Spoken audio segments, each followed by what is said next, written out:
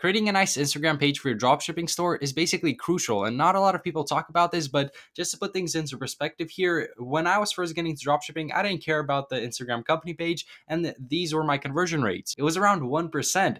However, after I started putting in more work into actually branding the Instagram page, working on content for my company page, as you can see here, my conversion rate actually jumped to about an average of 6%, even higher on some days. So having good branding and content on your company social media pages is obviously very important and can be the reason why you succeed with a product that other people won't with. Now, if you're just starting out with dropshipping, I realize that you probably don't have the money or experience to go out and create beautiful, amazing custom content for your social media pages. And I mean, why would you create custom content for products that you don't even know if they work yet? Now, I strongly urge you to never steal content from any other companies.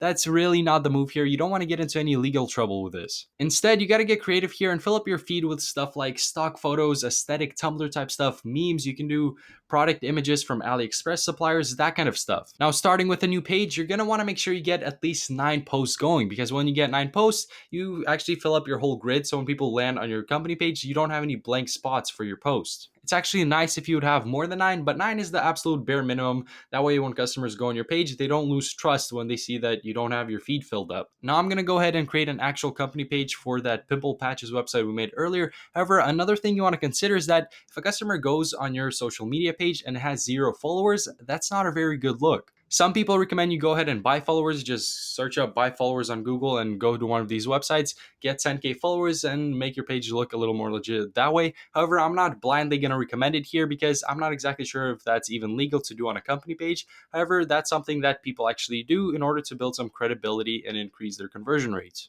However, if you don't do that, another option is to actually go ahead and build up a theme page in the niche that you're going to be starting a dropshipping store in. And once that theme page is big enough, you'll convert it into your company page. Then your company page is going to have followers. And the reason you might want to consider doing that is because theme pages are a lot quicker to grow than company pages. Some people will also go ahead and buy someone else's theme page in the niche that they want to start a dropshipping store and then convert that theme page that's already built up into their company page. However, buying and selling Instagram theme pages is against Instagram's guidelines. But I mean, I actually used to buy and sell Instagram pages for a profit, and I never really ran into any issues with Instagram guidelines, although that is a pretty sketchy thing to do because, I mean, people can scam you and all that stuff, so make sure you do your research if you want to go that route. But bottom line, having a following on your company page is pretty important, and it's really going to drive up your conversion rates. Now, I went ahead and put all the things I just said into practice and made a company page for Pimple Patches, the website we just created. So as you can see here, I got a logo going for it. The page has 12.1K followers. It's got a clean looking bio there. And then you can also see that I got 9 posts here. So the whole feed is filled up. And looking at it from a distance, it's very aesthetically pleasing. It looks nice. I mean, it's a pretty well made company page. And here's where that kind of creativity comes into place.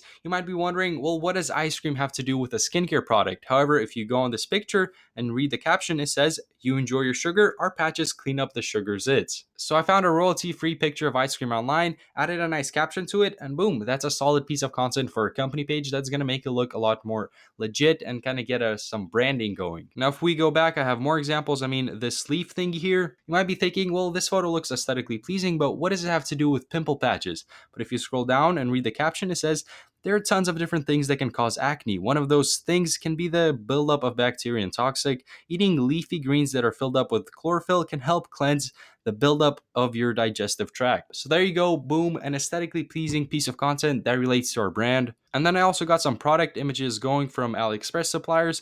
We got one there, we got this one here. And then another very simple type of post you can make to build up your feed and fill those 9 posts up is post some memes related to your product. So as you can see here, I got 2 of those going. The first one here, I mean, it's not a very funny meme, but it relates to the product and it fills up your feed. If we go back, I got another meme over here. And then finally, I also got this picture over here, which is a royalty-free stock photo of someone that has a pimple and they're kind of about to pop it.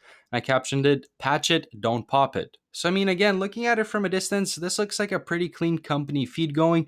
You got this nice logo, you got these posts, then you click on this link over here. It's a custom domain. You let that load and you're greeted with a beautiful website here. You scroll down, you got some product information, you got the product. You can buy it, you can go to full details. So then you go on the product page, it's got pimple patches over there, some solid branding. You can buy it, you got more information on the product, you got a diagram, and then on the bottom you would have your reviews reviews. I didn't install the app on this website just yet though. And so now after seeing that company page and that company website, you can see it has some followers on there. I hope you guys can kind of understand why so many people fail with dropshipping. They don't do any of those things. They'll just get a super basic website, the absolute, do as little work as possible, just slap something together super quickly, throw it out there, and then complain that it doesn't work. And I mean, obviously people aren't going to buy from a website that you spent like 3 minutes on. So you got to make sure you do some very good branding. That's like the big thing with dropshipping today. You got to make sure that everything looks beautiful. Now you're also going to connect your Instagram page to Facebook and create a Facebook page. And on the Facebook page, it doesn't really matter, but you might as well just post basically the same stuff on there.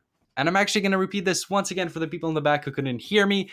Branding is very important. Make sure you make everything look nice. I mean, it's not that difficult. Make sure you double check your grammar, that there are no grammatical errors on any of your Instagram pages or your Shopify websites. I know it's kind of ironic because as I was reading one of those captions for the Instagram page, it had a grammar errors, but that's why you double check and now then go back and fix that. But make sure that everything that has to do with your dropshipping store looks very professional and looks nice.